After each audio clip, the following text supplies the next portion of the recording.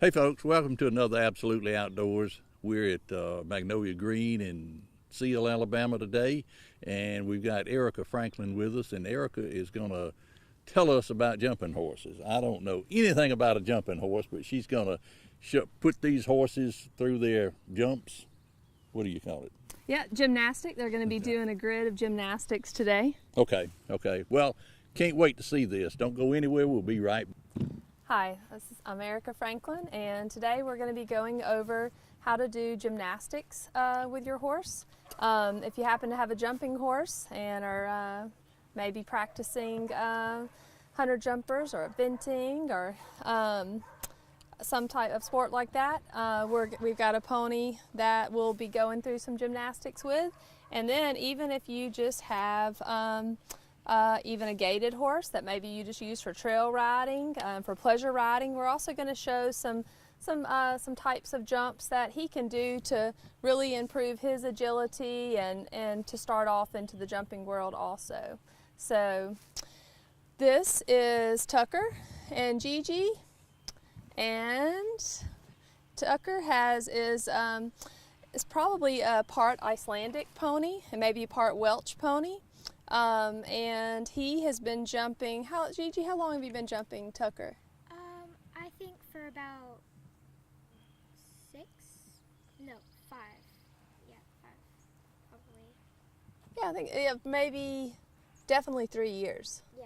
So I've been out here with you for about 3 years with him. And this is Carolina, and her horse is Chester. And Chester is a racking horse that is used for quail hunting and trail riding. And he's not done much with jumping, so it'll be a really good representation of a horse that that has not done any work with this, and kind of what you can expect from those horses starting out. So I think what we'll do is we'll start with Gigi. We'll let Chester go over to the side, and Tucker can come on over. What we're going to be jumping today is called a gymnastic line. So we've got 4 jumps set up that are only 9 feet apart. So in this particular gymnastic line, and the gymnastics just, what they are is just a way to teach a horse to learn how to keep his own balance. And really for the rider too. So the point during a gymnastic exercise is for the rider to try to just be a courteous passenger. We just want the rider to just keep her balance, keep her focus. We don't want the rider over micromanaging a horse, because the point of a gymnastic is for the horse to learn how to pace himself, learn patience, learn rhythm, because there's always going to be a time when you're out on a cross-country course or in a show jumping ring that you may not be able to micromanage every step. We really want these horses to think for themselves and really be able to go to autopilot when we may miss a distance, miss a stride, or just have a bad moment. We want to really school these horses to be able to take care of themselves, so that's going to take care of us in the long run for sure. So Gigi's going to work on today just trying to keep her horse at a nice rhythm, keep her horse focused, make sure she stays focused, and really if her horse makes a mistake, you can turn this way, Gigi, you can come on up here, that if her horse makes a mistake, she's going to let her horse make a mistake. She's not going to try to prevent the horse from hitting a jump.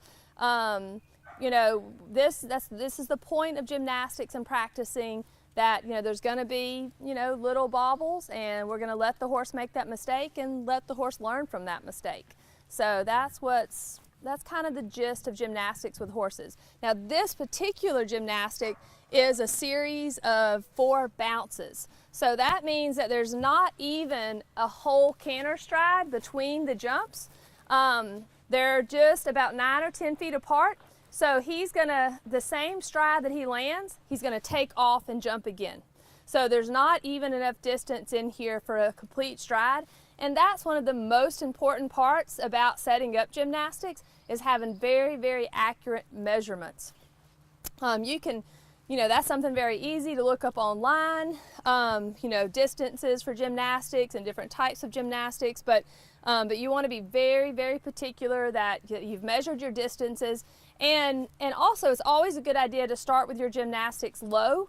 So that way, if you do have your distance wrong, or if it doesn't agree with your horse, it's not going to be catastrophic. You know, it shouldn't be that big of a deal. You'll know, does this distance, is my horse comfortable with this distance, with this height? If not, make it lower. Get the distance right, then get the jumps higher. So, so we've already checked Gigi's girth, make sure her girth is tight, that her helmet's correctly adjusted. Those are things that, you know, you want to also, most importantly, before you started riding or jumping your horse, make sure that your girth is tight, your helmet is secure. So we've done a safety check, all that's taken care of. Now, so Gigi, I do want you to trot around the arena at least one lap, and then the second lap I want you to canter, and then you can come in at the canter. I'm probably going to lower every other one of them because, again, Tucker's never done this exact gymnastic, neither is Gigi. So I'm going to go ahead and lower maybe at least every other one of them, and I'm just going to see how Gigi and Tucker handle it, and then I'm going to build it back up. So it will be a little bit lower, Gigi. And remember, Gigi, you heard that I said it's a bounce. There's no stride in between. He's going to land, take back off, land, take back off. So it's really important that she keeps her heels deep, she keeps her shoulders up. In a bounce, you don't have that whole canter stride in between to get readjusted. So she's going to keep her shoulders up, keep her eyes up, keep her heels deep. So you can go ahead and trot now, Gigi. One whole lap around the arena at the trot and one at the canter.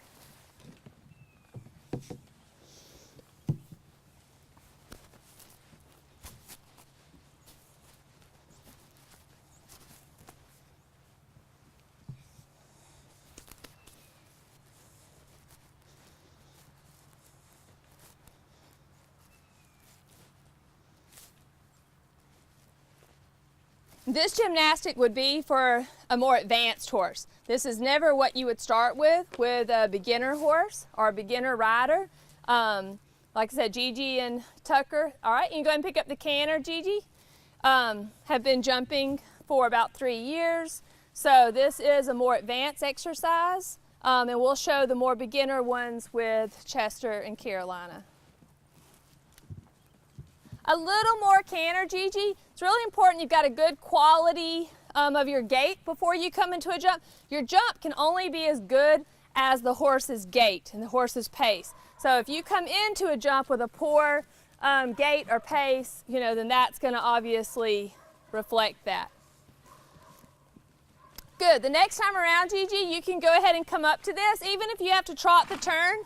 And you can go on the inside of these cavaletti if you want, Gigi. The inside of the trot poles, because they're not really set to canter, so that might also be hard to canter through. Just come on the inside. Yep, on the quarter line. Good. Now shorten up your reins. Get ready for your turn. It is a tight turn. Shorten up your reins. Yep. There, shorten up your reins. Shorten up your reins. Sit up tall.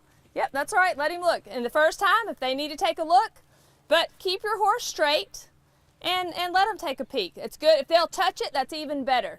Let them just touch it. Let them see it's fine. And come back around, Gigi. We'll even let this one down. Be very willing to be adjustable when you're, oh, nope, just circle right here and come back. Don't go all the way around. Yep, pick up the trot, Gigi. You've got to listen to the horse, to what he needs. Shorten up your reins, hands up and together, eyes to the top. Eyes to the top, little more leg, little more leg, little more leg. Good, see, since it was lower, even trotting through wasn't a problem. If we'd have had it too big, you know, we could have really, you know, caused that horse to lower his confidence. Right now, we want to build that horse's confidence. So that was perfect. All right, Gigi, once you get to the bottom, let's go ahead and pick up another canter, and let's try to canter through this time. Yeah, bring your eyes up. Reins a little shorter, hands up and together. Squeeze with your legs, please. Squeeze, squeeze, squeeze, squeeze. Good. So that was better. We got about half of it in canter, half in trot. So this next time, we're going to try to get it all in canter. As you can see, the horse is looking more confident and more sure of himself. And that's what's more important than anything. You don't, you know, once you break down a horse's confidence, everything is going to take much longer. if you ever get it done. So we're really trying to protect the horse's confidence. Eyes up, Gigi. A little more leg. Keep a little more leg this time coming through. A little more leg. Yep, so he still broke to trot this time, so we're still trying to get him to stay in the canter. So maybe this next time he'll be able to. Just come in, to maybe a little bit stronger canter. And don't canter the trot poles there. Make sure you only trot the trot poles. And next time, go on the outside of the step stool. I think that'll be easier. Yep, cluck, cluck, cluck, cluck, cluck, cluck. Good. So I was telling her to cluck. That's a clucking, kissing noise to help her keep that horse in canter. Because now he looks confident. He just looks like he might just be being just a little bit slow, like he could need just a little bit more encouragement. So we're just giving him more encouragement. It's all right, she missed her line when she came around, so she's just gonna come around and get that line right where she wants it. That's the glory of practice, that we're gonna see mistakes and we wanna handle them appropriately. There's no need to jam a horse in a practice.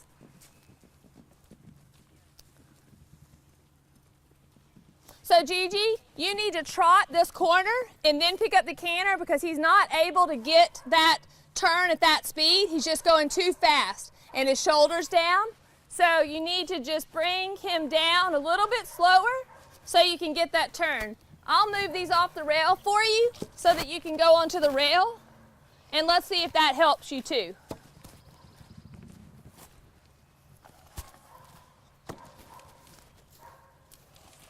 But it's okay to break down to trot, Gigi, to stay on your line. Slow down, slow down. You need shorter reins, much shorter reins, like a foot shorter reins. And now you need more leg. Use your voice and your leg. So she's using her legs and her voice to tell her horse to move forward. So her voice by kissing, clucking, and her legs by squeezing, really squeezing with her lower legs and her heels. Now get ready, Gigi, slow down and prepare for that turn. There you go. You want to prepare. Now I want a big canter. Now's the big canter. So you want to be slow here, fast here. We're going to try to switch that around. It's all about planning ahead. So we've got to be planning back here to be able to execute what we need over here. So slow it down. Now speed it up, speed it up, speed it up, speed it up, speed it up. Eyes up. Yeah, so that was perfect, absolutely perfect. So as you can tell, Gigi really planned ahead. The other times we were so focused on this turn that, we weren't planning for this. And jumping is so much about planning ahead. That was great, Gigi. So I'm going to move up the cross rails, okay? He can walk for a second and catch his breath. And this next time, Gigi, we'll switch and go turn right at the end, okay? All right, so Gigi, we're going to just pick up the trot there in the corner, head up our gymnastic, all cross rails now, and you're going to turn right at the top. So remember how much impulsion you need to get up that hill over all those gymnastics. Yep, yep. So go ahead and shorten those reins, hands up and together, eyes to the top, big canter. Go, go, go, go, go, go. So that was good. It still wasn't quite enough impulsion, Gigi. We just want a little bit more impulsion. That's why you kind of felt that bobble in it, because he broke down to trot. He still needs a little stronger impulsion. So just keep the trot through this corner. You're going to be looking over your shoulder, planning ahead. Think about building that momentum, building that impulsion, hands up and together, and go, go, go, go. Big canter, big canter, big canter. Almost, almost. So we'll see if we can get it the next time. Good, he can trot down the hills fine. Yep, we're just thinking about building that impulsion. Right now it's about control and planning. And this is, like I said, a very tough exercise. All right, and canter, belly button in, rhythm. Still use rhythm, still use rhythm. Good job, excellent, excellent. So she's got to have the impulsion, but you also have to have the rhythm. So that was really nice. He was able to get sped up, but she still maintained a rhythm. And it's hard because a lot of times when people get faster, the horse loses their rhythm. And jumping is everything you do with horses is very much about rhythm. So that was very, very nice. Great rhythm, great impulsion. Good. Can you do that one more time for me, Gigi? Let's just show that again.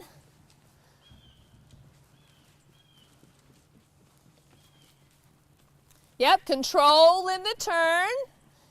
Reins are short, hands are up and together, eyes are to the top, and lots of leg. Keep your shoulders up. Great.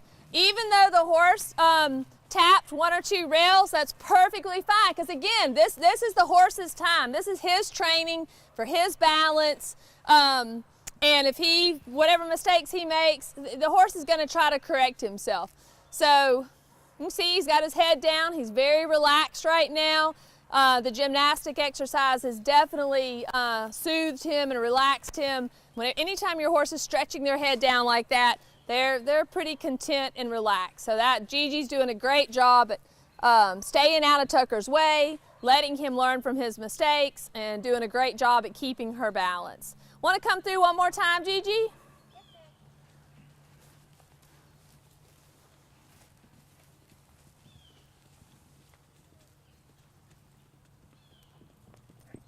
Lots of leg, lots of leg. So whenever they come in slow like that, you're going to have to add leg when you come into the gymnastic. Now, if the horse comes in really fast, we may take off leg and relax a little more. But since he came in a little slow, we do want to at least help him set that pace. Now, as far as how much he picks up his feet, that's up to him. But he needed just a little more canter coming in. So Gigi, I would try to take more of the arena, like put my right boot on the rail so that he has more of an approach. I think his approach was just a little bit short and he wasn't able to get the proper impulsion. Does that make sense? Yes, ma'am. All right, let's try that.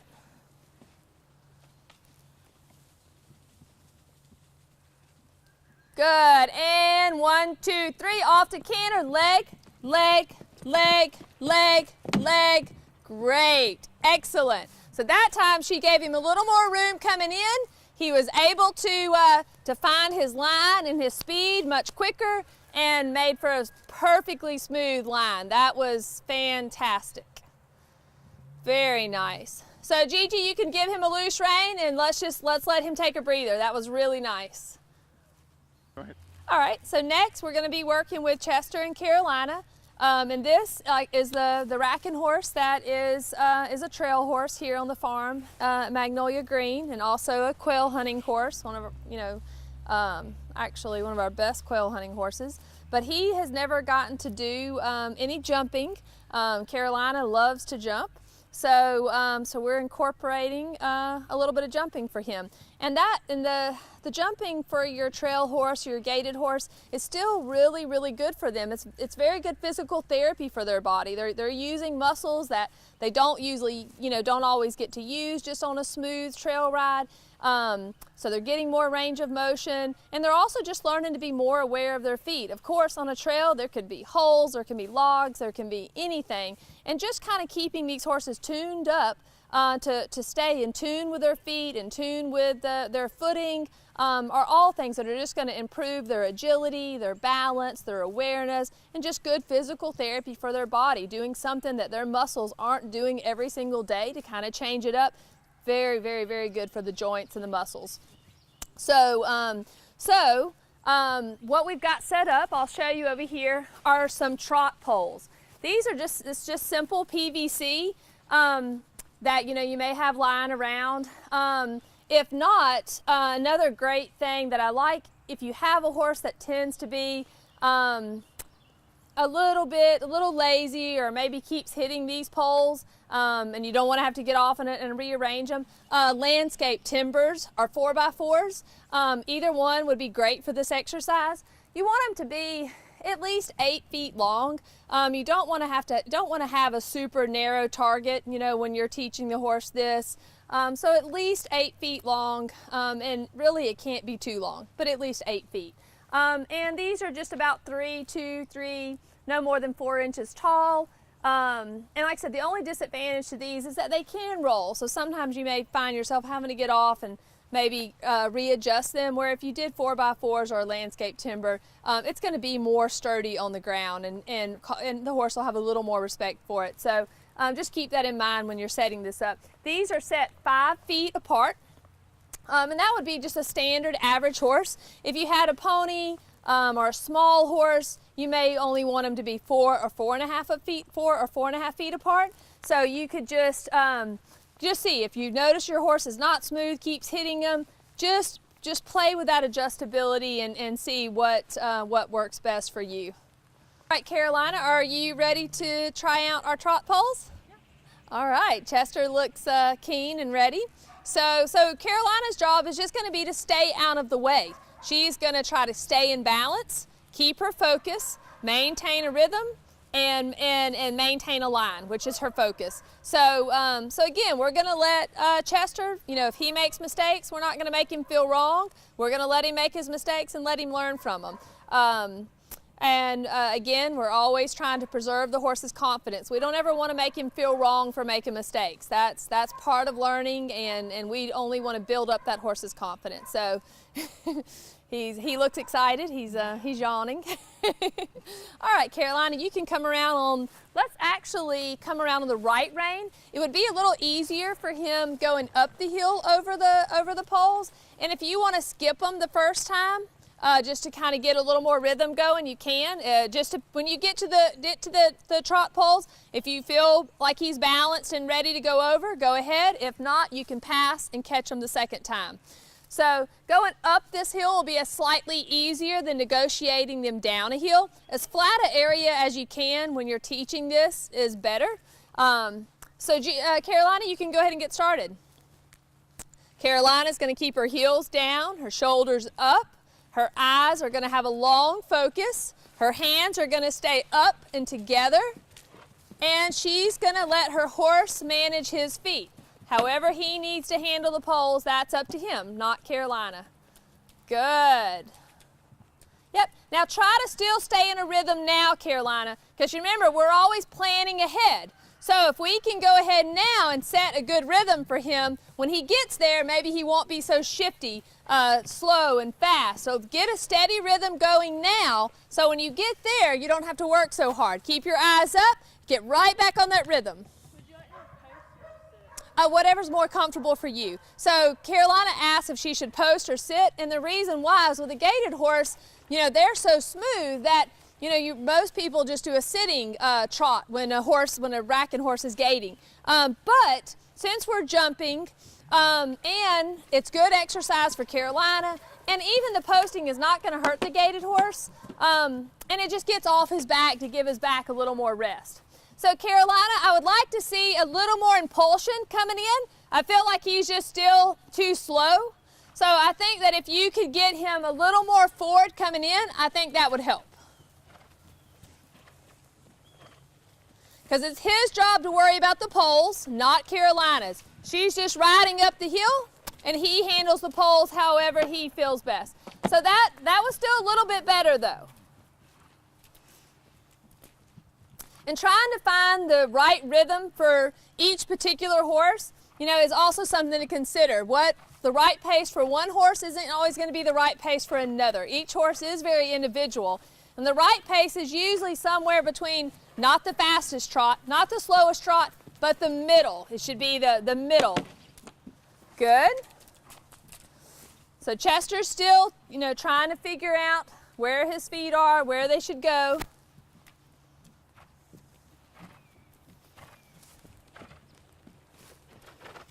Good. That's a nice trot, Carolina. Try it through there, and I may give you a little more distance between those poles. Yep, I'm going to keep going. I'm going to make you a little more room. Or maybe even take out one. See if we can make it a little bit easier for him.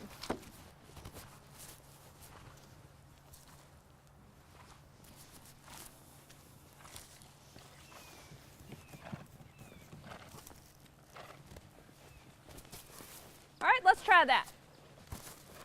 Keep your eyes to the top, hands up and together. Good. It's a little bit better. Long arms. So if you see that your horse is struggling with the amount of poles you set out, you may even need to go down to just one pole and get your horse comfortable with just one pole. And then work your way up to more poles. So don't be dead set on a certain pattern or a certain amount of poles. Be willing to make it simpler. Always be willing to try to make it smaller, make it less jumps, and then build it back up. Good. Because now Chester's negotiating this a little easier with 3 poles that are more between 8 and 10 feet apart than the 4 poles at 5 feet. So we like I said, we're always trying to, foster that confidence. We want our horses to feel good about themselves, good about their job, and it's our job to make that happen.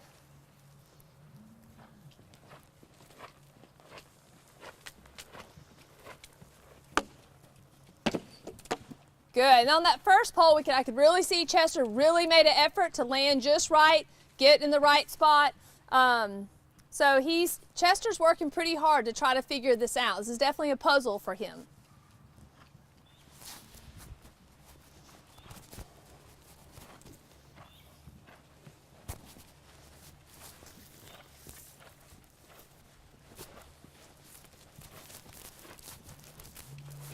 Good. Keep your shoulders up, Carolina. Keep those shoulders up. And a little bit looser rein. Try just a hair looser rein once you get him on the line. See if he can just stretch his body a little more, if that'll help him. Because the way he has his head so high, I feel like he's not really looking down at the jump enough. So try to give a little more with your hand and see if that would help him. That's another reason why a lot of horses have trouble jumping, is if the rider's reins are too tight, they literally cannot see down at what they're doing. The top of the eye is what deals with perception and depth. And when that horse's head is up and he can't get the upper part of his eye to assess that, then that's a lot of the reason why a horse may refuse or be scared or nervous, because he just can't. The rider is so focused on controlling the horse that they're not focused enough on letting the horse really look and see and figure it out. Horses are very skeptical by nature, and so we have to work with their nature to be able to teach them these type of things. So Caroline's going to try to, give him a little.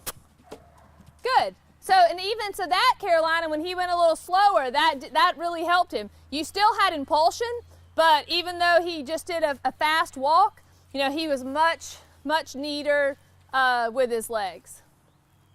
Good. So you can change direction, Carolina, and let's try just walking him. Now that we saw that he did better walking, let's try doing a fast walk a few times over. And remember to really, Carolina, really think about giving with your hands. Think about having very long giving hands.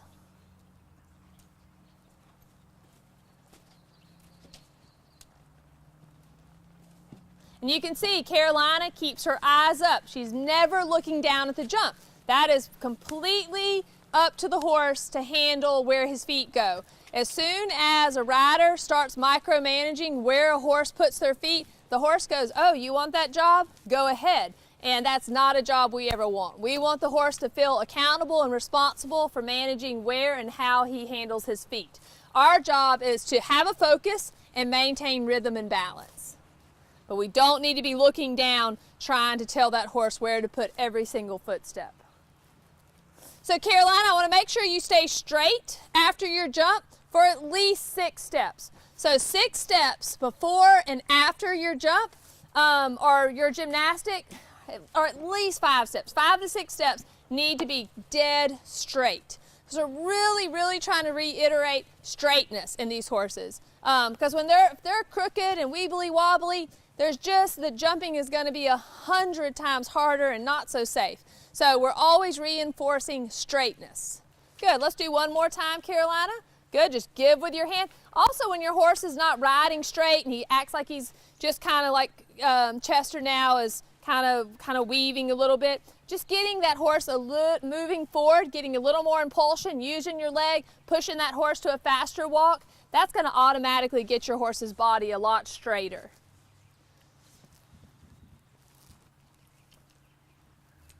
There, that's a really nice walk there, Carolina. She's controlling his nose, keeping his nose straight. Her eyes stay up. That's his job to handle the poles, not hers.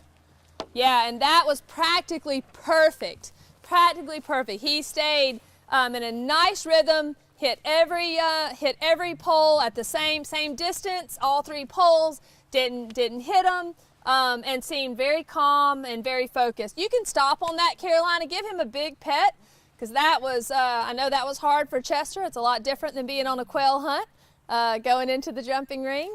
So, but I think for being Chester's first jumping lesson, I think that was fantastic. Carolina stayed very calm, very patient, really helped Chester understand, this new job. So that's why Chester's kept such a good attitude. And you can see Chester now licking his lips. He took a big deep breath. Now he's stretching his head down. All those are signs that a horse is relaxed, content, he feels understood. And he's just kind of processing all that right now. That licking and chewing, that's a processing. And a horse that's been rushed and crammed and their confidence has not been preserved, they're going to be a very tense, tight horse. You're not going to see this type of relaxation. These big breaths that Chester's taking, blinking his eyes, this blowing out right now, those are all signs of just relaxation, understanding, contentment. So this is very, very important to us in our program that we have horses that are not doing this out of fear, but they're doing this because they want to work for us. They want to be partners. They want to listen. They want to be part of what we're doing. And it's not out of fear, but out of understanding and mutual respect. So that was a fantastic first lesson for Chester. Good job, Carolina. Erica, we'd like to thank you for letting us come out today, and we learned a lot. I did. I'm not familiar with this type horse, as you know, but I learned a lot. But anyway, thank you for letting us come out. We look forward to maybe coming again someday. Great. We would love to have you anytime. We'd love to teach. This is our passion, and we'd love to share it. So glad y'all came. Well, we really enjoyed it. For CTV Beam, I'm Steve Abbott. This is Erica Franklin. Thanks for watching. See you next week.